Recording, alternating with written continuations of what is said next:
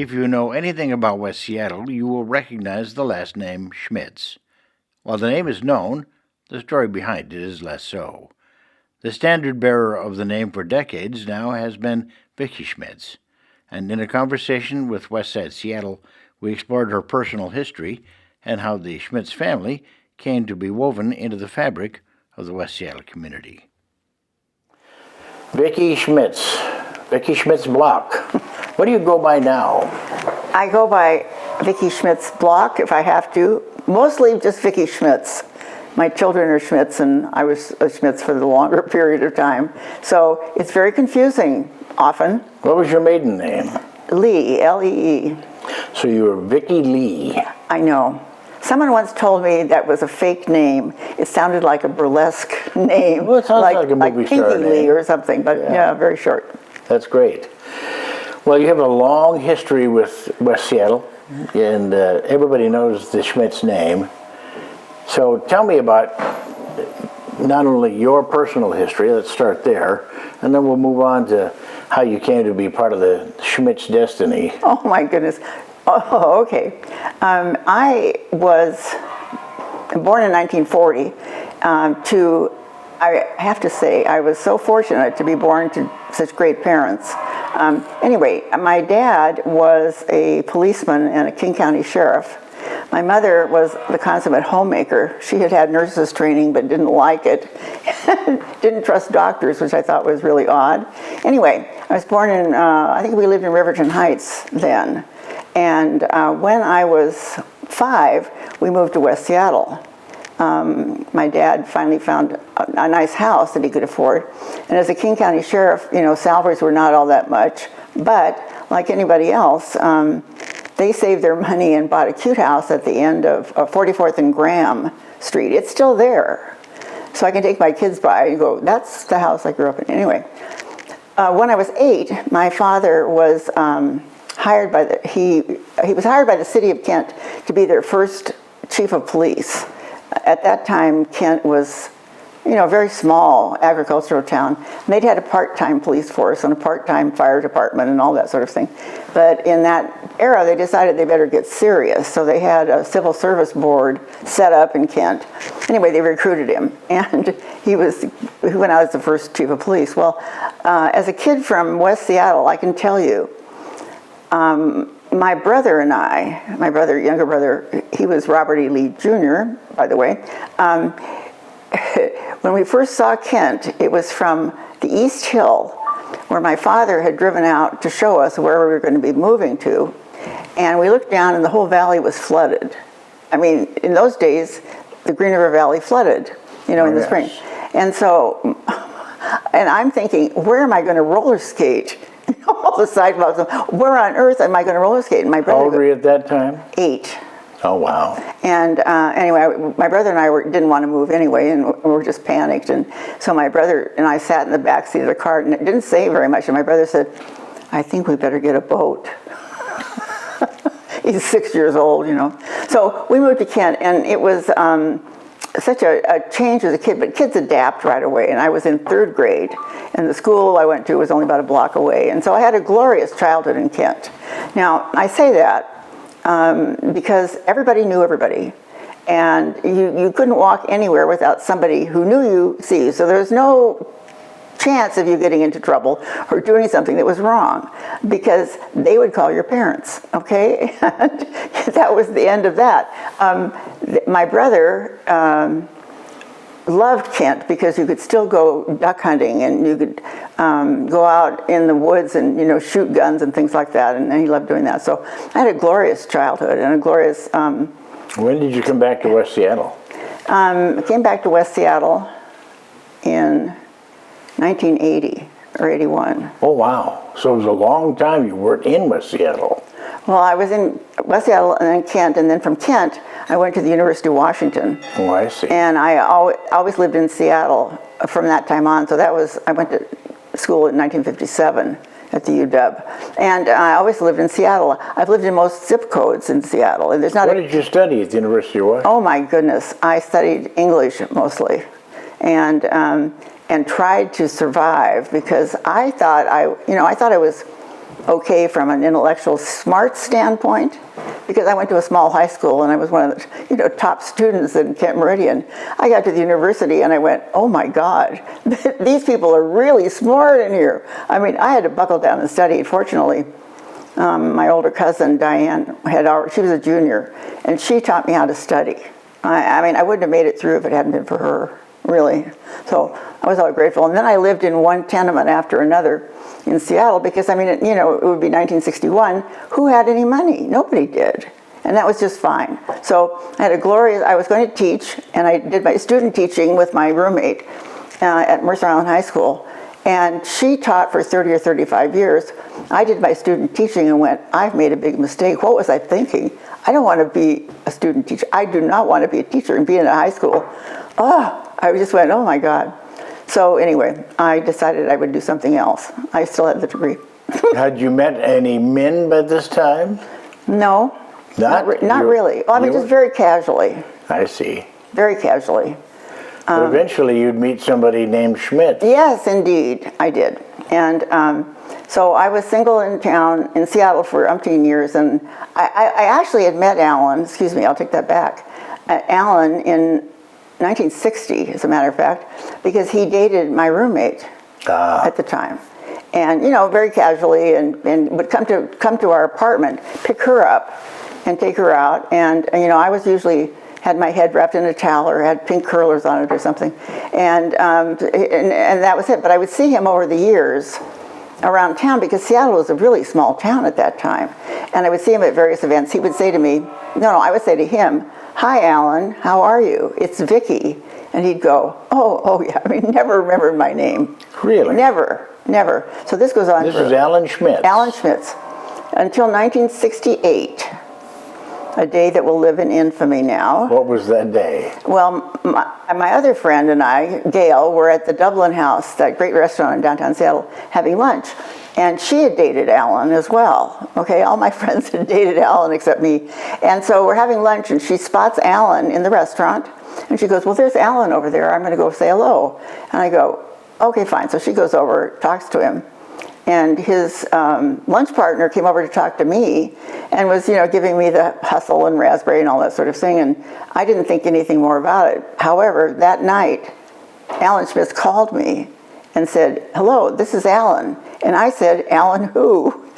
So you didn't remember him? Well, no, I wasn't sure which Alan it was. Oh, I see. So anyway, he asked me to go sailing the next day. Wow. And on the family That's a boat. romantic request. It was. And so we sailed, that. and we were married November 30th of that year. What year was that? 1968. 1968, November 30th. You became Schmitz. You became Vicki Schmitz. I had no idea what I was getting into, trust me. Really? No. Did he not tell you anything about his family heritage, nothing like that? No, I met his parents. He took me to West Seattle, and I met them, and I loved it because it was a gorgeous home, and they were lovely and so nice to me and all of that. But no, I didn't know anything.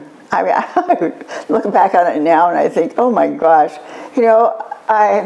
fate sometimes hands us things we are absolutely maybe unprepared for, but in the end, it was one of the best things that ever happened to me, no question. So you got married to Alan, and where did you live?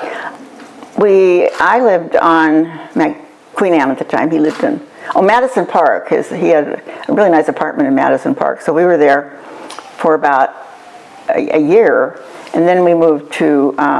I became pregnant the first year we were married, so we moved to Queen Anne to an apartment building that I had lived in before because it had 2 bedrooms, and if we were going to have a baby, and it was a lot closer to the hospitals. So we moved into the apartment, whose address, this is not technically important, I'm sure, but the address was 611 Lee Street on Queen Anne.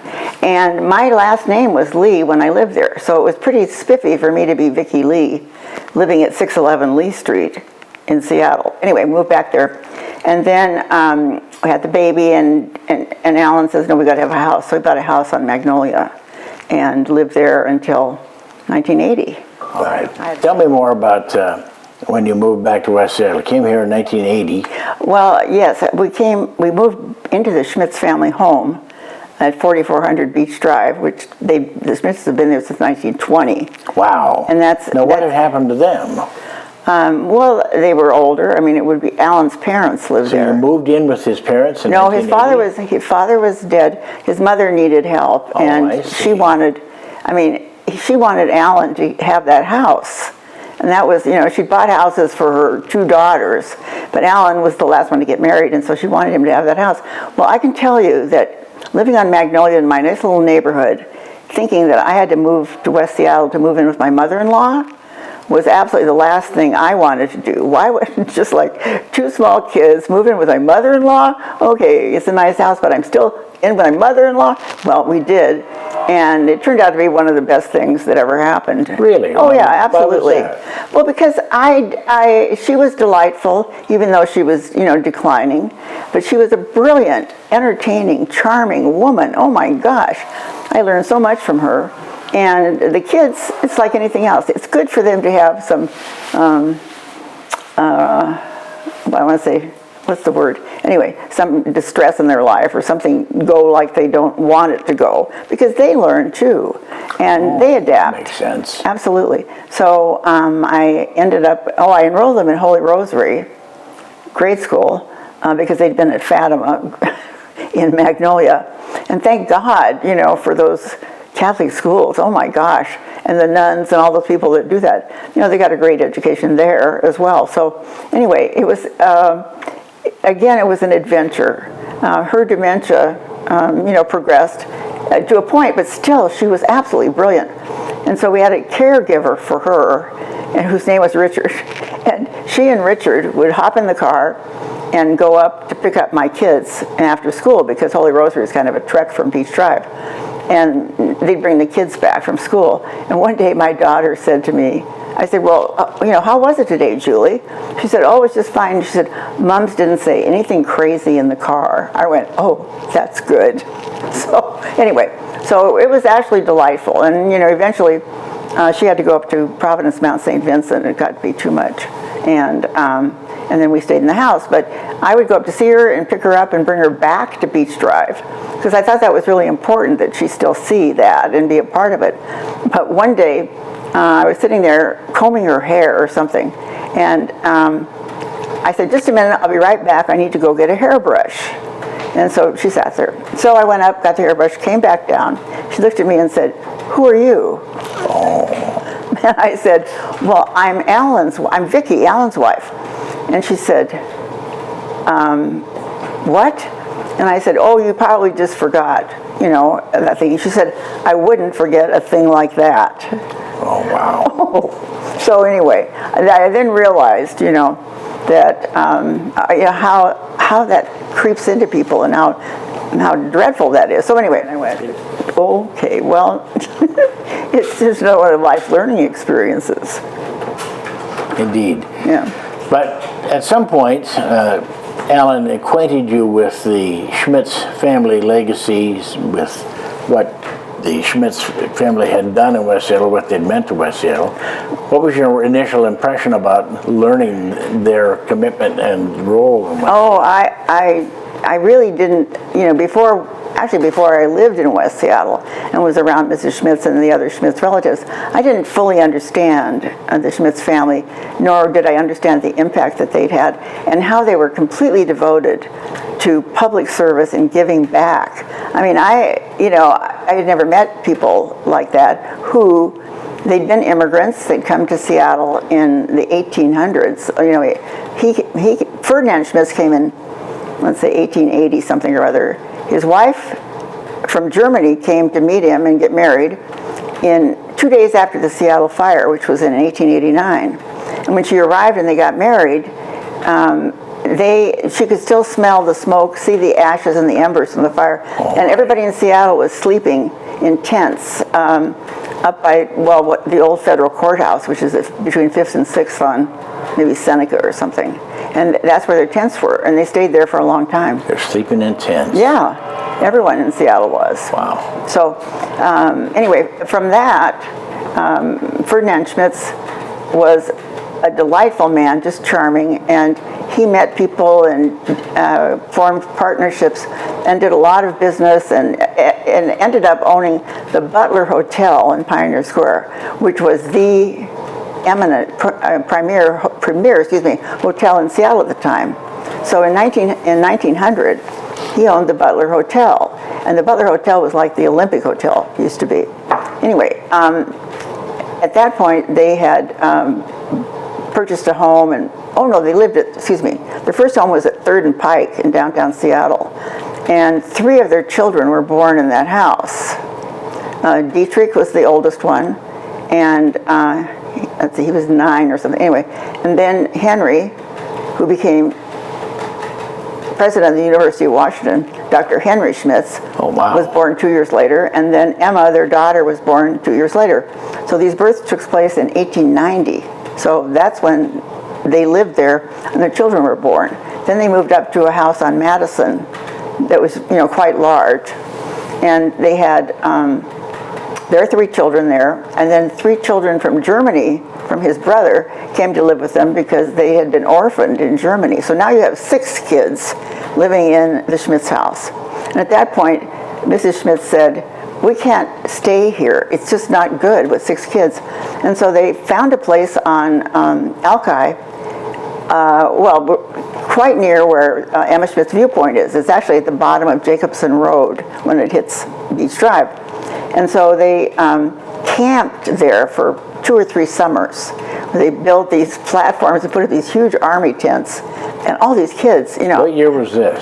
Would be 1901, 1902, at least. Did you see pictures of Oh, all I've seen this? pictures of them. I know, unbelievable. All I'm thinking of, oh my God, where did they go to the bathroom? Where did they cook? But they did, and they loved it. And at that point, Ferdinand Schmitz was able to purchase a huge chunk of property over there, off of Beach Drive. Well, near where their house was on Miquamook's Park, was where their home was. They built a beautiful home over there called San Sushi, and they were able to move into that about 1903 or 4 or something like that. And they had 6 kids and 2 adults, and who knows what all else. But that's where they lived then the rest of their lives. And so that section of Beach Drive that goes back up to the 4400 area was all part of that. They also bought all that property that was Schmitz Park. And they bought that at the same time? At the same time. Wow, where did they get all this money? Well, things were very cheap then, and Ferdinand was very successful being a hotel owner, and he owned a lot of other properties in Pioneer Square. So he was quite financially successful. And but the 2 of them, both Ferdinand and Emma, were so grateful about being in the United States that they were determined to give back to the city and to make sure, you'll read on one of these documents, it states, we would rather donate our land and assets to the city to be enjoyed by all rather than passing them on to our children.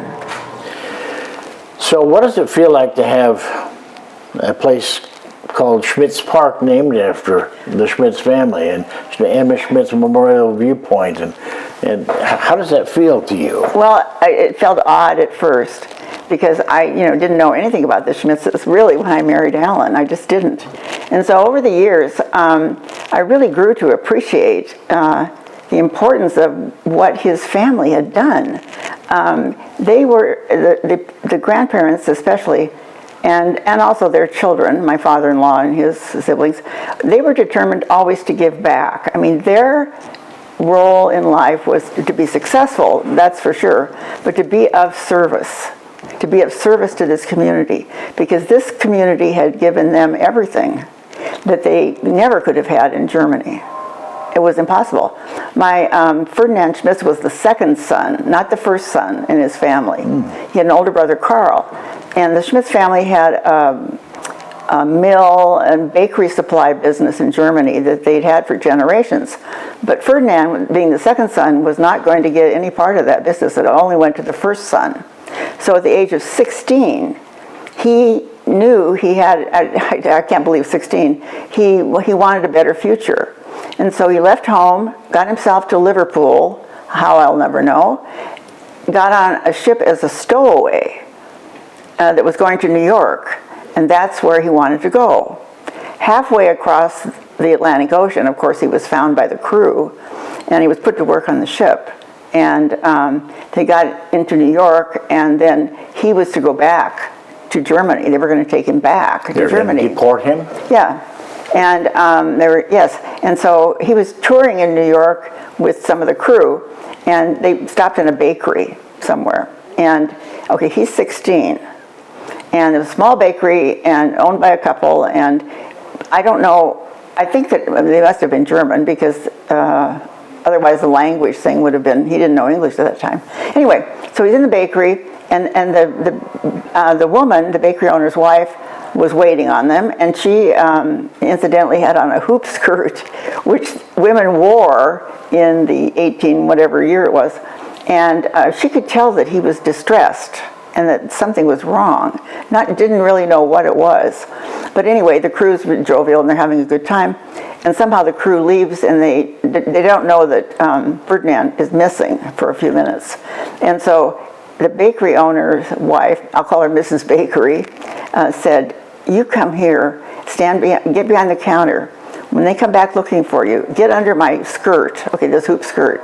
He hid under her hoop skirt, and the crew came back, of course, looking for him. And she told the crew he went that way, or whatever way. And so he stayed with these people in the attic of their house until that ship left to go back to Germany. And then he worked there for a while. He's 16. How he got to Seattle took about a year, I think. And how he did it, I'm not quite sure. I mean, the railroads were just barely done. He wouldn't have had money for a ticket. He must have gotten on a ship that came around, at some point, maybe working, I don't know. And he got to San Francisco, decided that wasn't good for him. There wasn't an opportunity there, but he heard that Seattle was the place to go. So somehow he got himself to Seattle. And he was one of those people that you meet, everybody likes, okay? He was just charming and personable and fun. So he was able to make connections and meet people, found a partner to go into business with named Dietrich Hamm.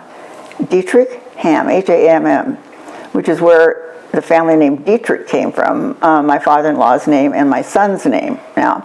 And, and then he wrote a letter to Emma Altoff was her name, and said, "Okay, I'm set up now, so why don't you come to Seattle and we'll get married?" That had been a childhood friend of his.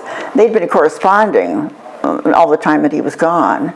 So she gets on a ship, goes to New York. This is from Germany. From Germany. Wow. And she gets to New York, and in the newspapers is a story of the Seattle fire. Oh my God. She heard about it. But anyway, she hopped on the train and came to Seattle, got off the train. It was 2 or 3 days after the fire, and Seattle was still smoldering. So they got married that day, which you would do back in those days. You didn't bring a woman to town and then not marry her. They come from Germany to Seattle. 1889, right. And so, anyway, that's what you do. That was, the rest is sort of history. I mean, the reason I know all this now is because people over the years have always asked me about the Schmitz family. And I tell you, quite frankly, I really didn't know. I mean, I sort of knew superficially, but not really. So I was to give a speech at the Rotary about Schmitz family history, and I thought, oh my God, I'm going to have to be accurate. I'm going to have pictures. I'm going to have all these things. So Clay Eels helped me put together a really nice presentation that I mean, it's still around, that I showed at the Rotary. And it had photographs, and, we dug up. I had 3 months to do it, so we had plenty of time to dig into it. And I was amazed at what I found out that I didn't know. So anyway, it's been an interesting journey. It is an interesting journey. Tell me about the land at Schmitz Park that was the subject of some city council deliberations back in 2018. Oh, on the upper side, or up Schmitz Park, near Schmitz Park School, a man, I've forgotten his name, Stotler. Anyway, he wanted to do something to help Schmitz Park. And so he wanted to give the property that his house sits on to the park, and he wanted to live in the house for the rest of his days. He just wanted to make sure that piece of property went into the park when he died. And so it took us, I don't know how long to get that done because it was so unusual, but we were able to get that done. And so now the park department agreed to buy it, and the city agreed to pay for it. I mean, it wasn't all that much money, but at least it gives Bruce, gave him some income, and he can sit in the house until he dies. And then, what I hope is that that piece of property becomes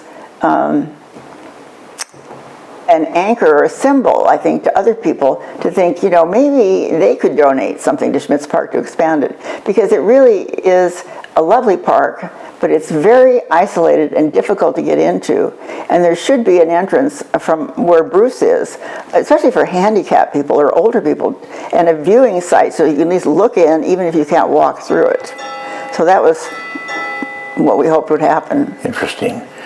Well, tell me about your impressions of West Seattle over the years, how it's changed, and the good things that have happened to it and the bad things that have happened to it. Well, my first impressions were when I was 5, from 5 to 8, and I went to Gatewood School, and I mean, it was, to me, it was fabulous because it had cement sidewalks, and I could roller skate on them.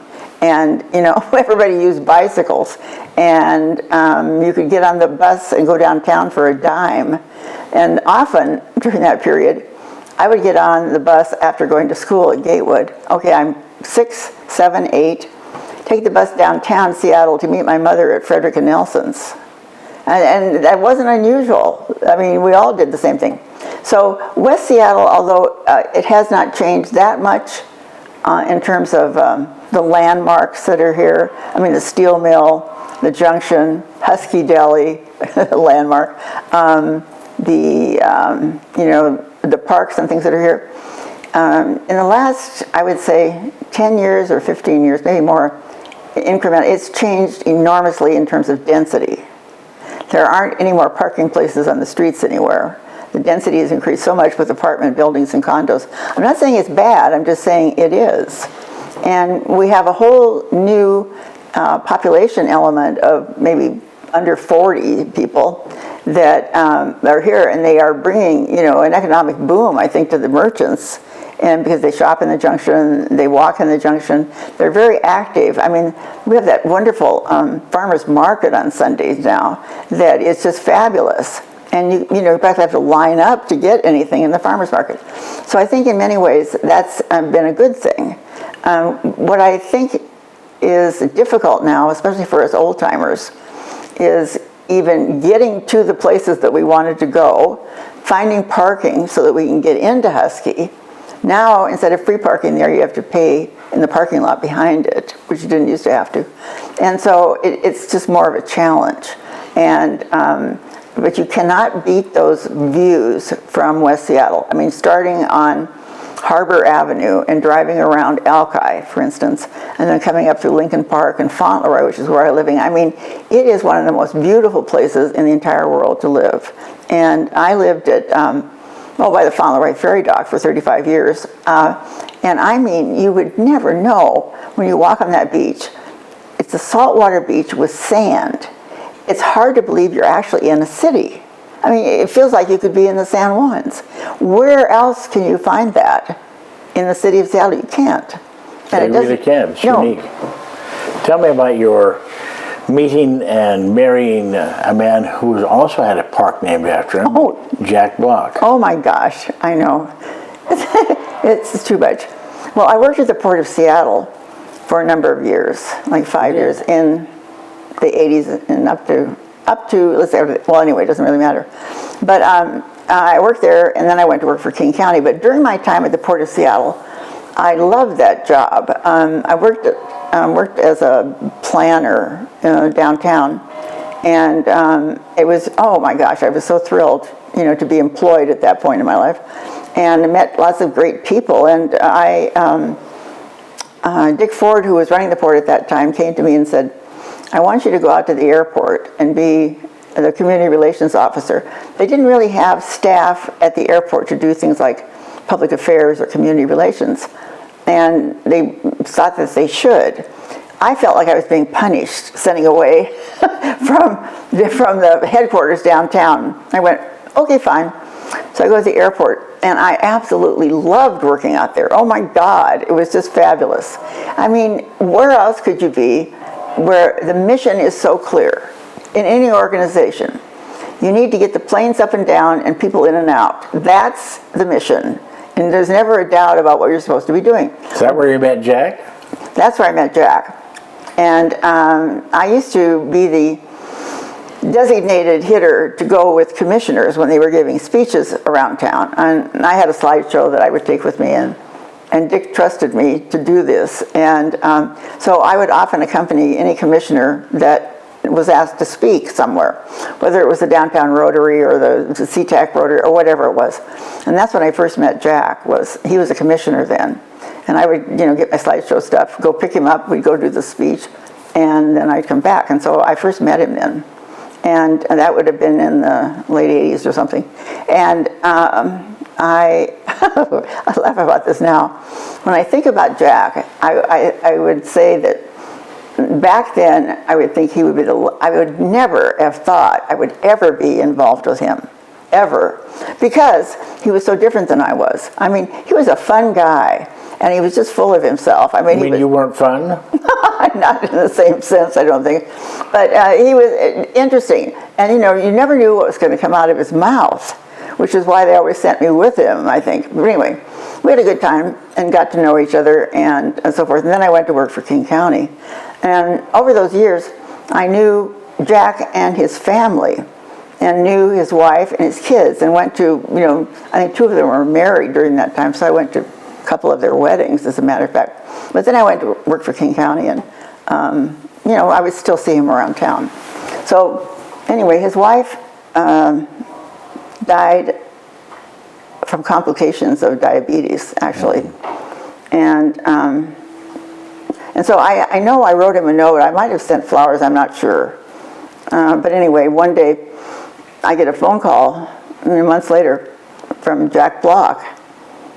And I went, and that wasn't unusual. People called me all the time, hi, how are you?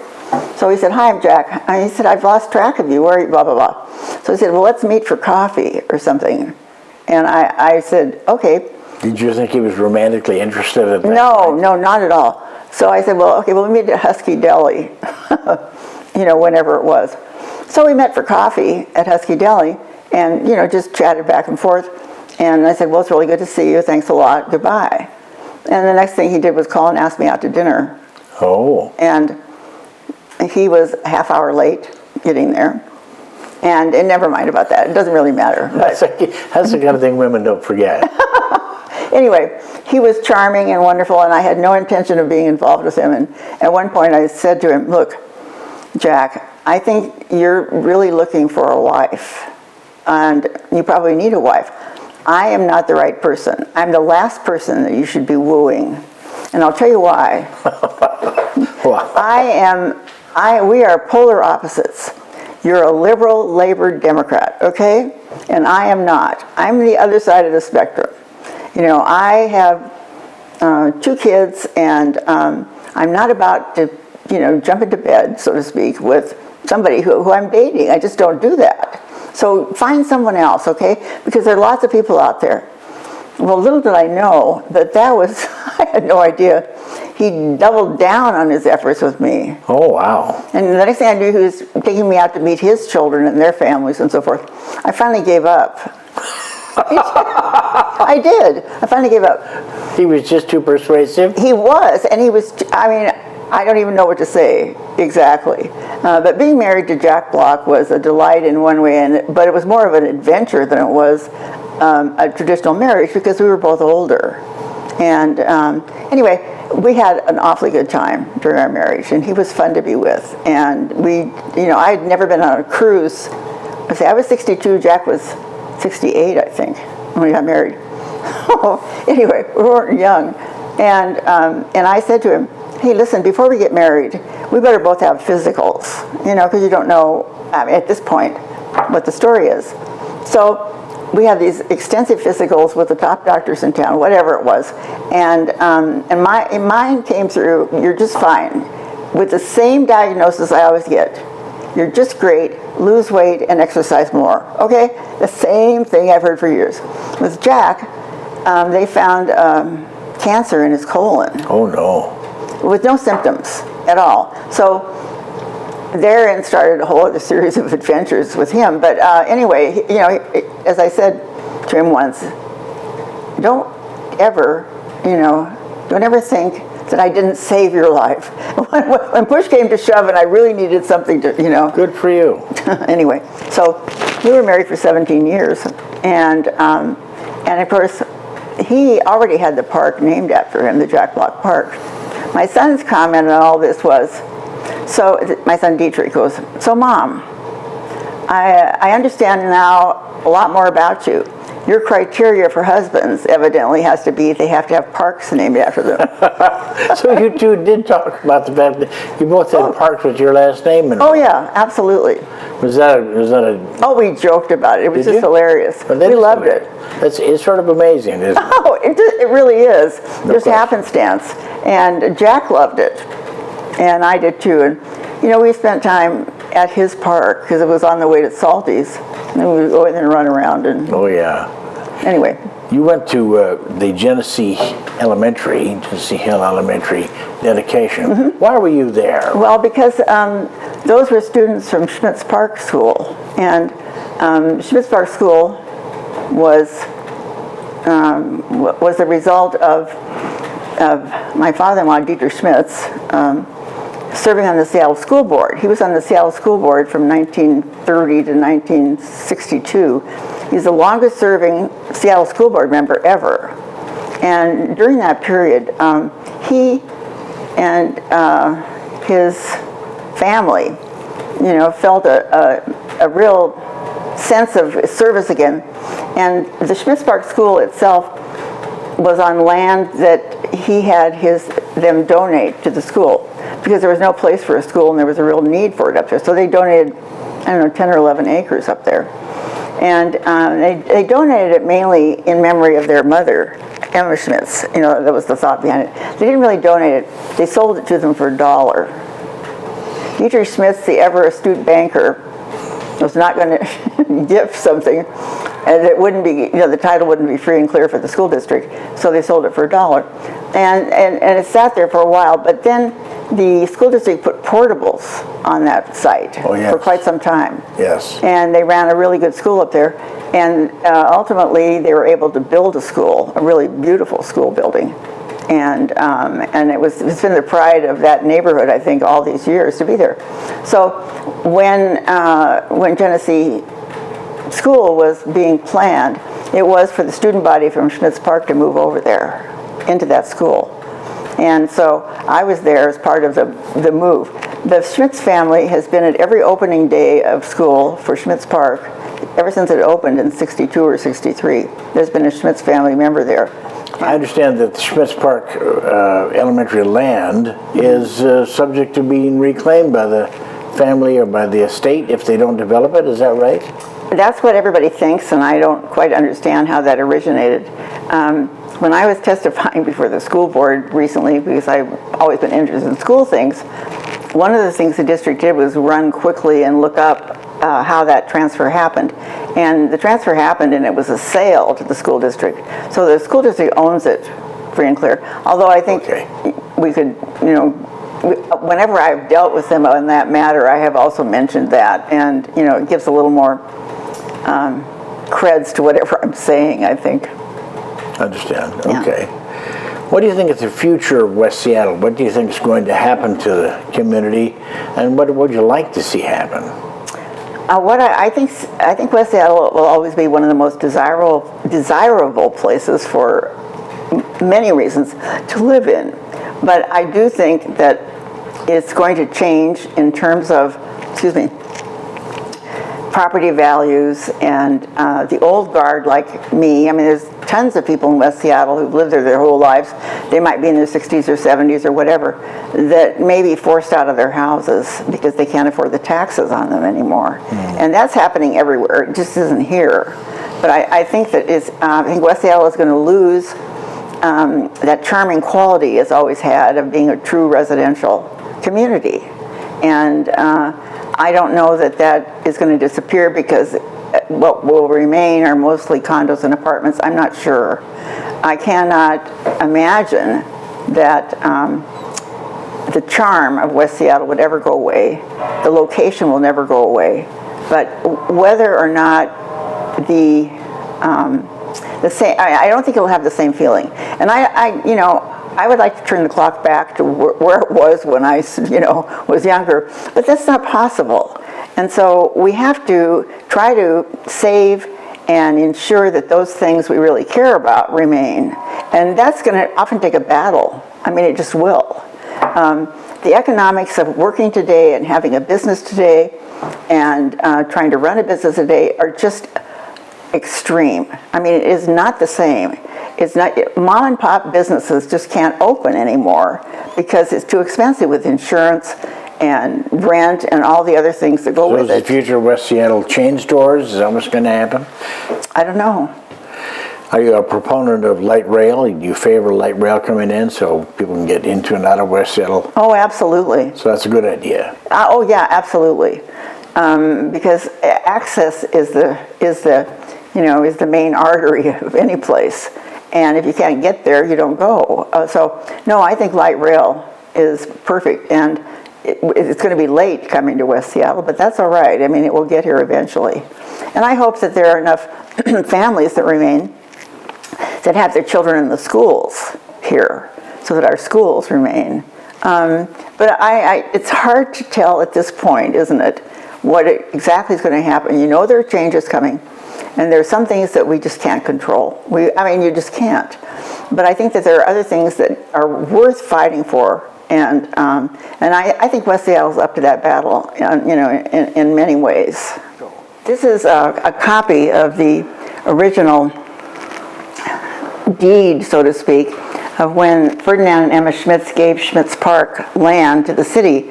And on it, you'll see a photograph of Ferdinand and Emma and scenes from the park.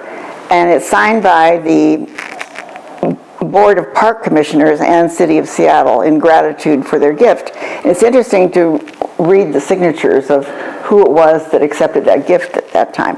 But again, this was their idea of giving back.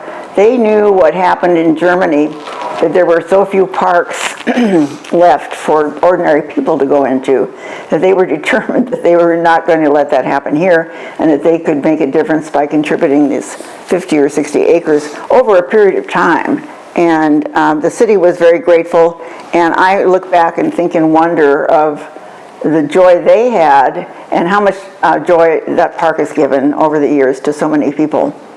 Okay. I want to show you this certificate of appreciation from the Seattle Park Commissioners, dated 1909, to the Schmitzes.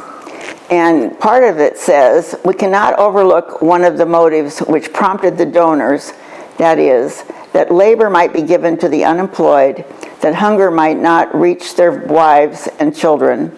Thus, in the inception of this gift, there is a blessing, and it will continue as one as long as children walk and play within the boundaries of the park. It will stand as a monument to the donors, of which their children and their children's children will be more proud and more benefited than by the inheritance of wealth." Wow. But I've learned through the family and interviewing the other members during this. I mean, this research has taken me the entire 50 years or whatever. I've been involved with them. She worried about not giving enough land so that, because in Germany, ordinary people couldn't get into the beautiful places because they were all privately owned. And she thought it was really important to set aside a view and near the water where anybody could go to enjoy it. It's important to set aside a view and near the water where anybody could go to enjoy it. Well, you've seen it since they've remodeled it, right? Oh yeah.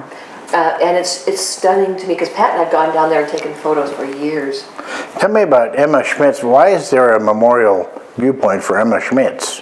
The viewpoint was her insistence on not selling that property when they sold on the other side of Beach Drive to be developed privately.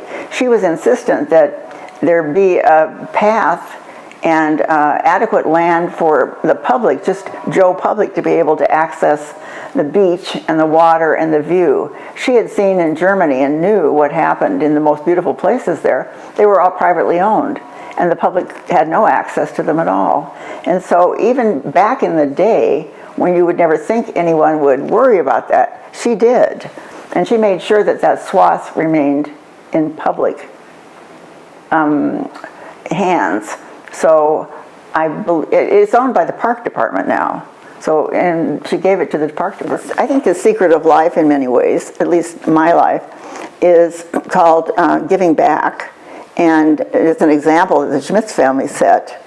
In everything that they did, they gave back in so many ways. And not that I give back at the same level or anything, but I love being involved in, community councils at the Fauntleroy Community Center, at the Fauntleroy Children's Center, or whatever is going on. And, once I retired from working, I had time to do that. I couldn't do it before. But those are the things that give me joy and pleasure. And I see that in my own children. It's going down to the next generation. I see my son Dietrich has been a volunteer with the Seattle Police Department as a minister for 20 years. They have a group of people that work for them. It's not ministers, they call it something else, who the police will call when there's a tragedy or like a car accident when someone's been killed, and then you've got to go notify someone else. They'll call one of their ministers to go with them so that there's somebody to help the family. I had no idea he was doing this, and I don't know when he told me, but it's just sort of, I think it's in the DNA evidently. And it's that kind of thing I think that we all need to think about doing. I mean, how can we give back? And it can be small. You don't have to give 50 acres of land. You can give an hour of your time, for instance, by going to read to children at school. You can give an hour of time at your church for whatever it is that they're doing.